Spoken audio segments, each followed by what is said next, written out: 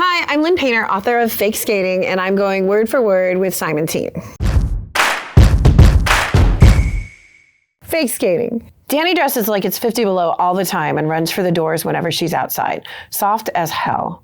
He whispered the last words slowly, teasingly, his breath tickling my ear. Jesus. You'll get used to it, Vinny said to me, his eyebrow lifting as Richie bit his lip to keep from smirking at this obvious display of flirtation. Alec gave me a look that was so laced with something that I felt my cheeks get hot.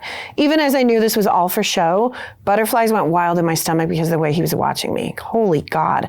Alec at full power is a lot to handle. Listen, I said abruptly, a little too loudly.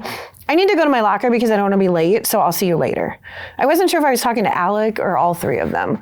Lunch in the library, he asked, his eyes on mine as he reached out a big hand and grabbed the end of my scarf. Our gazes stayed locked as he slowly unlooped the yarn, his knuckles grazing my skin as he casually unwrapped my neck. What is he doing? A shiver slid down my spine, a shiver that was either from the cool air suddenly touching my throat or from the way he was audaciously peeling away one of my layers while looking at me that way. I couldn't be sure which, but he was daring me with his eyes, wordlessly challenging me to respond. I'd have recognized that expression anywhere. He might be Zeus now, but my little friend Alec had given me that look 100 times, usually in the context of, "You won't," while waiting to see if I would. So I raised my chin, snatched the scarf from his fingers, and said, "It's a date, Zeus."